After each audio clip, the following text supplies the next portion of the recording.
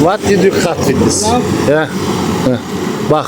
Şimdi burada Filipinliyi gördüm. Ormandan geliyor. Böyle görüyor musunuz? Bizim oralarda dahra denir. Yes. Bizim oralarda dahra denir. Bir şey pala yani. It's looking very nice. What did you cut? Coconut. Thank you. Evet, kokonat kesmiş. Ağaçların dallarını kesmiş. Oradan geliyormuş. Evet arkadaşlar, harika bir yere geldim bugün. Makopopon Kobramesme diye geçiyor. Doğal kaya oluşumları var burada. Bizim Antalya Gazipaşa'daki gibi. Selam arkadaşlar. Şu an Pacifico Beach'e doğru gidiyorum. Yol boyunca böyle güzel manzaralar var. Bu güzel görüntüleri sizinle paylaşmasam olmazdı. Evet, böyle. Bakın. Kara Şahin ve ben.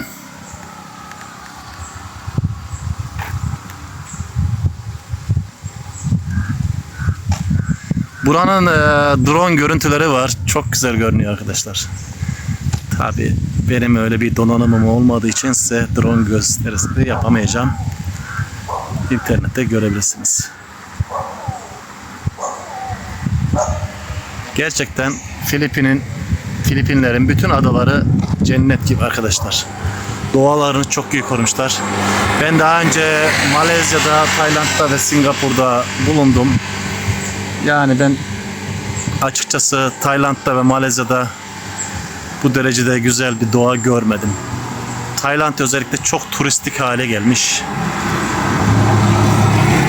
Çok hoşuma gittiğini söyleyemeyeceğim. Evet arkadaşlar, size şimdi şu store'u göstereceğim. Hispaniola Store. Filipinler'deki bakkalların hepsi böyle. Artık burada güvenlik sorunu mu var? İnsanlara güvenmiyorlar. Hırsızlık mı var? Bilemiyorum. Köyünde, kasabasında, şehrinde, merkezinde her yerde bakkal bu şekilde tel örgülü. Sana vereceği şeyi şuradan uzatıyor. Hep böyle. Ve bulabileceğiniz mesela cips en fazla 3-5 paket. Bisküvi öyle. Hatta burası bayağı iyi bir store diyebilirim. Çok fazla çeşidi var. Normalde bu kadar bile yok. Çoğunda 2-3 tane şey var. Bakın böyle işte çay, may, atıştırmalık bir şeyler satıyorlar. Böyle ne arasan var. Zaten böyle soru sorduğunda da çok sakin, yavaş yavaş cevap veriyor. Bıkmış gibi bir halleri var. Hava sıcak. Şu anda size bu çekim yaptığım alanda arkadaşlar timsahlar geziyor. Şurada az ileride bir dere var, nehir var. Yol boyunca tabela var. Dikkat, timsah geçiş alanı, suya yaklaşmayın. Yoldan timsah geçebilir diye uyarılar var. Evet, Filipinlerin yaşamı böyle. Böyle tricycle motosikletleri var. Genellikle köpekleri de var. Evlerin önünde böyle bakkalları var. Bakın Hindistan cevizlerini göstereyim. Geçimleri bu arkadaşlar. Hindistan cevizi, muz ve hepsinin hemen hemen evinin önünde bakkal dükkanı var. Birbirlerine yiyecek satıyorlar. Yurt dışında çalışanlar para gönderiyor. Ve işte motosiklet sürücülüğü, tricycle, geçim kaynakları bu. Başka bir şey yok. Ve sade bir yaşantıları var ve çok mutlular. Evet sevgili arkadaşlar, şimdi öğlen yemeği için bir restoranta geldim. Şimdi burada karşılaştığım bazı sorunlardan bahsedeceğim. Filipinler her ne kadar çok güzel bir ülke olsa da bazı şeyler hala yerine oturmamış. Mesela şimdi geldim, burada bir sipariş vereceğim. Ortalıkta adam yok. Gitmiş evinde oturuyor. Oradan çağırdılar, geldi. Bana bir şeyler pişiriyor. Sonra en büyük sorun, her yerde hemen hemen %99 domuz satıyorlar. Kendilerinden rica ediyorum, bana ayrı tencerede temizleyip başka bir tencerede, başka bir tavada pişirir misin diyorum. Sağ olsunlar, olur dediler. Şimdi bana ayrı temiz bir tavada pişirecek. Bir tuna steak ısmarladım kendime. Bir de French fries'la bir de bunların Fanta'sı Royal var. Ondan ısmarladım. Her neyse, şimdi sabah internetim bitmiş. İnternet aldım. 500 lira ödedim internet için. Ama internet hiçbir yerde çalışmıyor doğrusu. Ancak merkezde çok kısıtlı yerde çalışıyor. Yani o kadar para ödüyorsunuz ama internet yok. Çalışmıyor. İnternet çekmiyor. Sonra buraya geldim restoranta.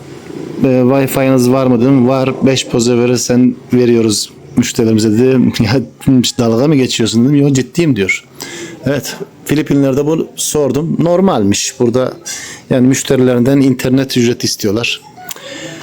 Sonra bir başka bir konu arkadaşlar. Burada bu eşcinsellik çok yaygın. Çok. Yani nereye gitseniz lokantalarda çalışanlar gay. Yani yanlış anlamayın. Ben tanıdığım için anlatmıyorum. Ama şimdi yani adam gelmiş bana bir şeyler hazırlıyor. Adamın tırnaklarını bir görseniz upuzun, pislik içinde. Üstü başı pislik içinde. Ama başka seçeneğiniz yok arkadaşlar. Mecburen yiyorsunuz. Yani yok böyle bir gideyim de adam akıllı tertemiz bir lokanta bulayım, üstleri başları temiz olsun. Öyle bir yer yok. Sıkıntılı. Yoksa aç kalırsınız. Sonra restoran bazen çok güzel görünüyor. Çok temiz görünüyor. Ama gidiyorsun tuvaletler lavabolarında sabun yok, peçete yok. Her yer böyle. Ama yapacak bir şey yok. Evet, şimdi yiyeceğimi getirsin, hazırlasın, size onu da göstereceğim fiyatıyla birlikte. Allah'ım, yani sipariş ettim ama porsiyon da çok küçükmüş ya. Evet, bir tane tuna balığı, yanında bir patates kızartması, bir de içecek verecek. Tahminimce ne kadardır? Evet, tahminimce hepsi 350 peso civarında arkadaşlar. Evet, bulabildiğimiz en iyisi bu. Bulunduğumuz ortama ayak uydurmak zorundayız. İşte şikayetçi değilim. Ufak tefek aksaklıklar var. Filipinler gerçekten güzel bir ülke. İnsanlar da gerçekten nazik, kibar, sakin. Yani burada olmaktan dolayı gayet mutluyum. Şikayetçi değilim. Ufak tefek eksiklikler var. Onlar da zamanla giderilecektir inşallah. Arkadaşlar, şimdi yemeğimi yedim. Restorantan ayrılırken yol üzerinde burayı gördüm. Size göstermek istedim. Arkadaşlar, şu görmüş olduğunuz ağaçlara, yani bu kökleri dışarıda olan ağaçlara mangrove deniyor.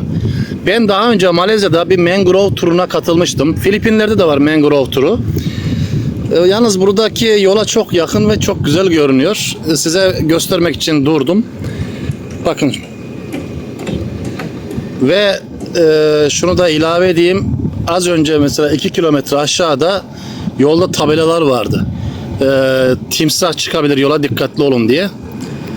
Yani bu nehirde timsah da var. Asya'da bu yüzen evler yaygın. Benim hoşuma gidiyor görüntüsü. Hiç ziyaret etmedim ama çok yakından geçtim. Evet. Nehir boyunca mangrove dediğimiz bitkilerden var. Yani bir nevi artık ağaçtan sayılır mı bunlar bilmiyorum. Hani bizim orada maki falan derler ya, o tarz bir şey. Kökleri gördüğünüz gibi dışarıda. Bunlara mangrove deniyor. Asya ülkelerinde birçok yerde mangrove turu bulabilirsiniz. Böyle bir nehirde gezinti yapıyorlar. Ama bu nehirde yapacaklarını sanmıyorum. Çünkü timsah var. Daha güvenli bir yerde yapıyorlarsa bilmiyorum. Evet. Şimdi buradan Red Rock diye bir yer var meşhur. Oraya gidiyorum. İsmi de Bisayas dilinde Magokonko gibi bir şey. Biraz benim dilim dönmüyor Bisaya ve Tagalogca'ya. O yüzden İngilizcesini söylüyorum size. Evet, Magokonko gibi bir şey ismi var. Red Rock. Oraya gidiyorum. Dün gidecektim. Tsunami alarmı vardı. Rusya'da deprem olmuş. Ondan dolayı tsunami bekleniyormuş. Bütün sahiller kapalıydı, giriş yasaktı. O yüzden bugün aynı yolu tekrar geldim. Yaklaşık 1 saattir yollardayım.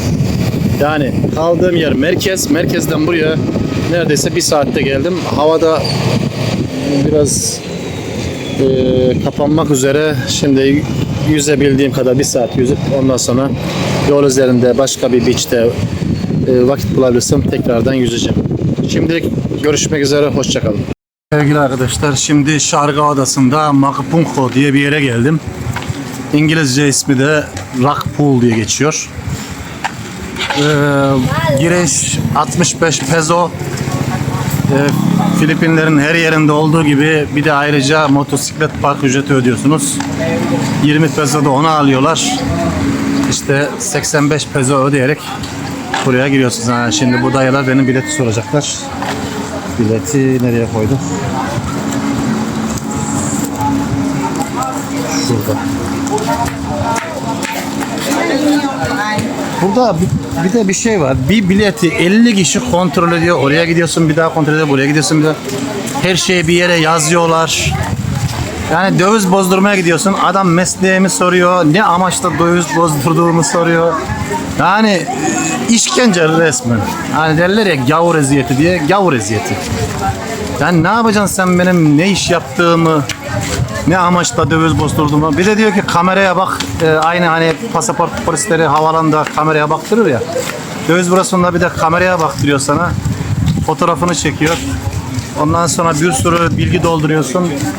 Doldurduktan sonra sana bir yarım saat sonra paranı veriyor. Yani buna hazırlıklı olun. Pasaportsuz kesinlikle döviz bozduramıyorsunuz.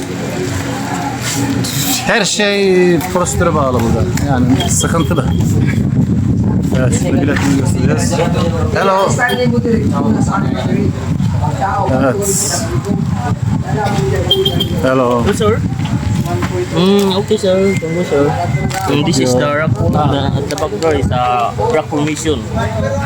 Rock pool and Rock formation. permission. Ha, Rock formation. Yeah. formation. Rock formation. Okay, thank you. Evet, diyor ki kaya formasyonu var orada diyor. Şimdi tahminimce Antalya Gazipaşa'da olan rock formasyonu var, ona benziyor. Tabi bunlar öyle bir isim vermişler. Ondan para kazanıyorlar. Bizimkilere öyle bir şey vermiyor. Bizimkiler işte deniz mi deniz, plaj mı plaj diyor öyle bir. Bunlar her şeye bir hikaye uyduruyor, her şeye bir isim uyduruyor. Avrupa'da da böyle. Şöyle etrafı göstereyim. Arkadaşlar bu girintili çıkıntılı denizin kıyısındaki kayalar böyle doğal havuzlar oluşturmuş. Gazipaşa'da ben gittiğimde yüzmüştüm orada. Hatta videolarını yayınlamadım. Daha sonra yayınlarım. Aynı o şekilde burada Red Rock diyorlar. Bayağı ünlü. Buraya neredeyse nereden baksanız 1 saatte geldim. Hatta daha fazla. 1,5 saatte geldim belki. Tabii yol üzerinde durdum falan. Ama gerçekten güzel. Yani şöyle yakınlaştırayım. Bakın. Evet, rock formasyon bu tarafta değil tabi, diğer tarafta. Onu da göstereceğim. Sadece size çevreyi göstermek istiyorum. Evet, gerçekten de Filipinlerin her yeri güzel arkadaşlar. Evet, sahil böyle. Evet, burası Makapunko. Bayağı meşhur.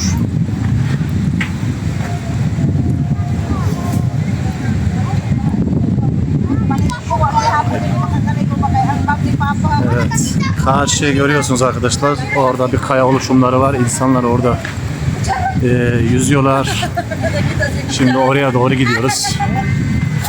Düşünün yani tamam belli bir ücret ödüyorsunuz da öyle de ücret çok para değil arkadaşlar. Yani toplam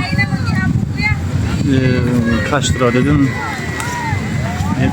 50 lira falan yani park ücretiyle birlikte. Bazı yerler işte daha fazla olabiliyor. Türkiye'de böyle bir yere size soruyorum yani bu fiyatlara girebilir misiniz?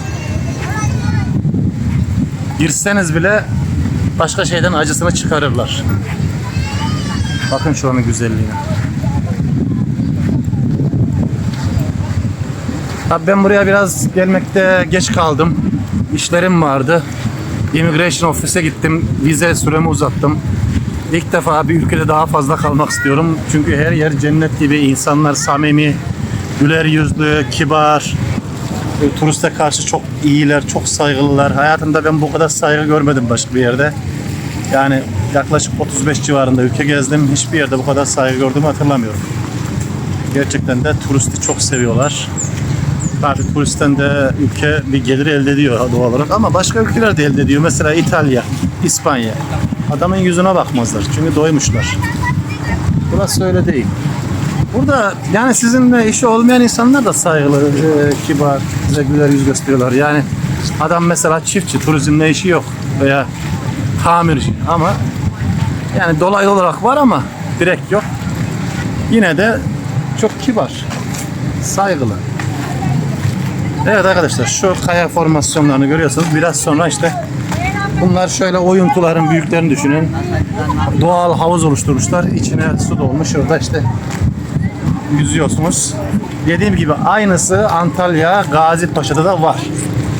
Tabii Gazipaşa'nın etrafında böyle işte palmiyeler, böyle doğası o kadar güzel değil doğruyu konuşmak gerekirse.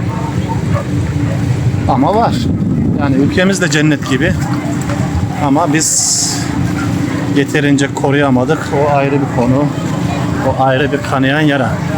Evet şimdi şu kayaların içinden oraya doğru ilerleyeceğiz. Evet. Suyun içinden geçiyoruz. Bakın balıklara. Su çok temiz. Bak yeşil bir balık çıkıyor biliyor musunuz? Etrafta çok sayıda turist var arkadaşlar. Burası oldukça popüler. Şargağa Adası ve Palawan, Coron El Nido. Buralar turistin en çok uğradığı yerler arkadaşlar. Macupunco Şargağa Adası, Filipinler. Gerçekten de su gayet ılık, çok ılık. Yani duş alabilirsiniz.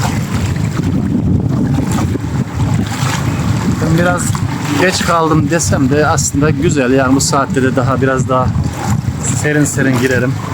Hem de su da iyice ısınmış. Yani böyle şey gibi. Yani kaplıca suyunun biraz soğuğunu düşün. Ilık. Biraz kayaların içinden yürüyorum arkadaşlar. Böyle bakın göstereyim.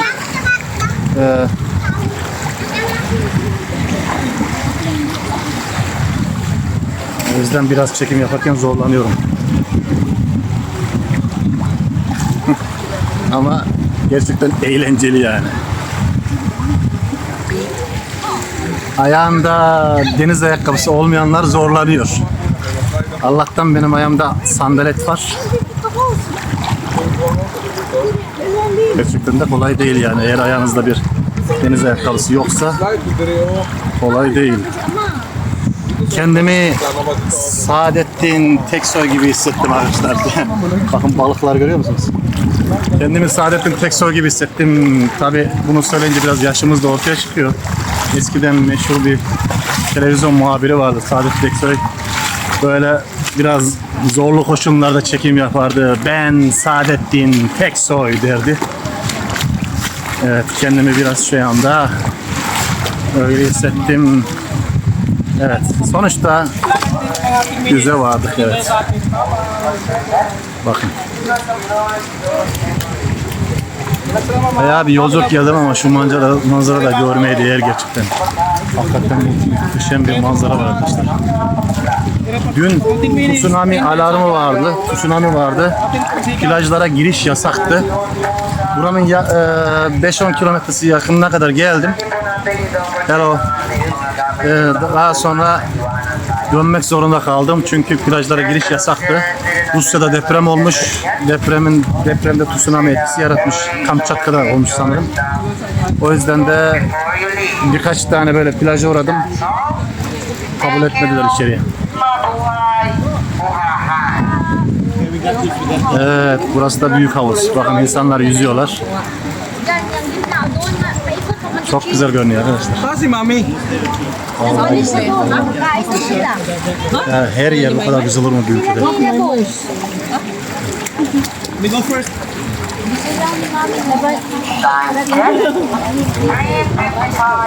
Allah neler yaratmış arkadaşlar. Çok güzel. Evet, doğal havuz oluşmuş burada.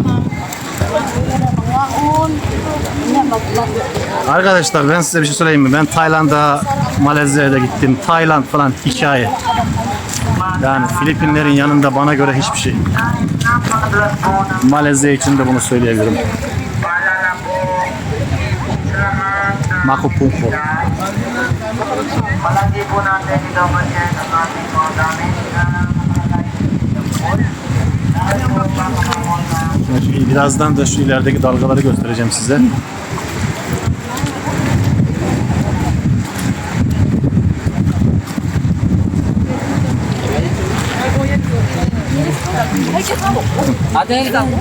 Su gayet berrak, çok güzel. Ama biraz burası andırıyor. Palawan, El Nido. Bakın şu rengi. Keşke. Çok berrak arkadaşlar. Şnorkelik yapanlar da var. Şnorkel yapan. Ya, yok böyle bir güzel. Hi. Tell your name. Kuya Mel. Kuya Mel. Shout out. Nice to meet you.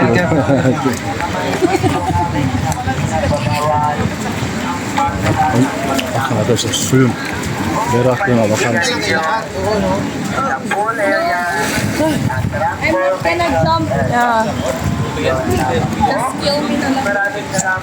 Gerçekten çok güzel.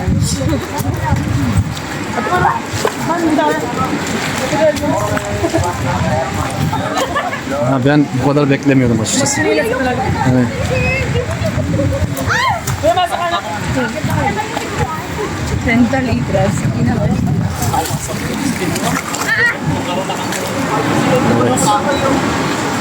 Burada Cloud9 diye çok ünlü bir surf merkezi var. Dün gittim.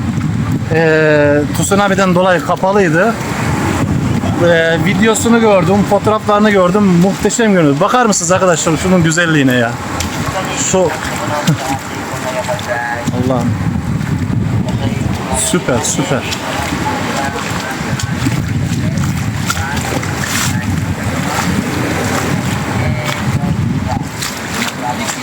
Yani o kadar ülke gezdim.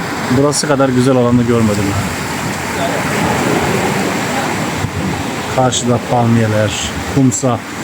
Düşünün. Hepsi bir arada.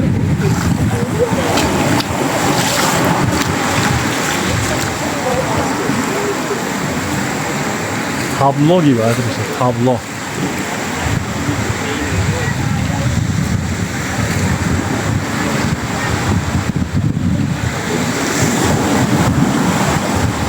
Adeta cennetten bir köşe.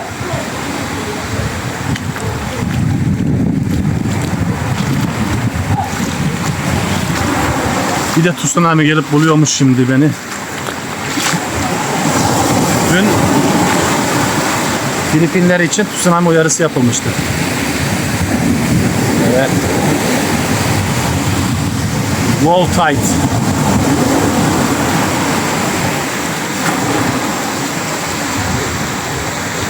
Evet, dalgalar iyice bana doğru yaklaşmaya başladı. Biraz uzaklaşıp bunu.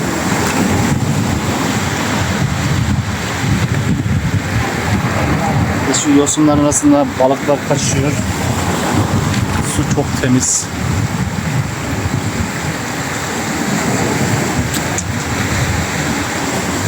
Şurada ben bir gün vaktimi geçiriyorum.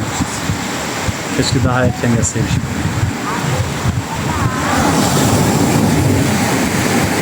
Ama o kadar çok güzel gezilecek yer var ki hangisine uğrayacağınız şaşırır. Yol boyunca bir sürü mağara, lagun, şelale, yani eğer kısıtlı bir zamanınız varsa hepsini gezemezsiniz. Çok bir zaman ayırmanız lazım. Ben şimdi böyle Filipinleri bir nevi fragman gibi size gösteriyorum. Böyle her yeri 3'er 4'er gün konaklayarak geziyorum. Daha sonra en beğendiğim yerlerden birini seçip orada biraz fazla vakit geçirmeyi düşünüyorum. Aynı zamanda bakın denizin gelgit harika görünüyor burada arkadaşlar. Burada surf de yapılıyor. Çok meşhur surf alanları var burada. Mesela Cloud9 var. Suyu böyle kaplıca suyu gibi biraz daha ılık ve o kadar berrak ki görüyor musun? Sanki palavan gibi. Etraf harika. İleride Hindistan cevizi ağaçları, atlayış yapanlar, şnorkel yapanlar, hepsi bir arada. Bakın suyun rengine. Can you show this water? Hello, hello. I love your girl. Bakın bu arkadaşların keyfine burada bir oyuk bulmuşlar da orada şişe çekiyor. Keyfe bak. Hello, how are you? But it's okay. Oh. You really find very good place. Yeah, that's Arkadaşlar sanki Palawan, sanki Tayland pihi pihi. Muhteşem. Sanki Tayland James Bond adası. Muhteşem. Gerçekten Şarga Adası güzel. Bakar mısınız şöyle?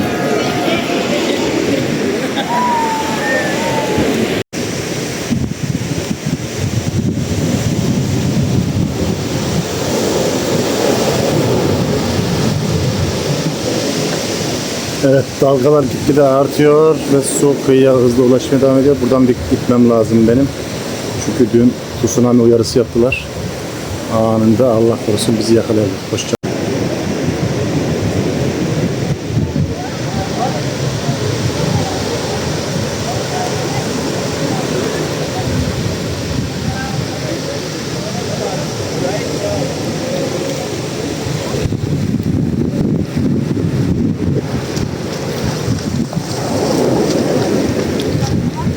Evet sevgili arkadaşlar, bugün de Mugupunko Rock Pool'u gezdik. Umarım videoyu beğenmişsinizdir.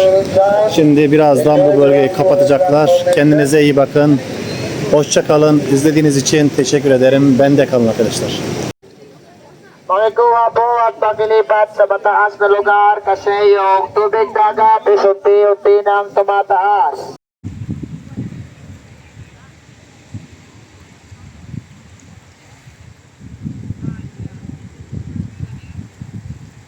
Evet, şimdi buranın kapanış saati geldi. İnsanlar yavaş yavaş burayı terk ediyorlar. Ben de etraf boşken size şöyle manzarayı göstereyim. Gerçekten tablo gibi arkadaşlar. Muhteşem. Pero kung nakasilang kayo, magdahan-dahan na kayo. Ne güzel bir ülke. O kadar beğendim ki burayı, vize süremi 1 ay uzattım. Vizenin nasıl uzatıldığını anlattım videoda. Daha sonra ayrıntılı bir videoda onu paylaşacağım arkadaşlar. Umarım videoyu beğenmişsinizdir. İzlediğiniz için teşekkür ederim.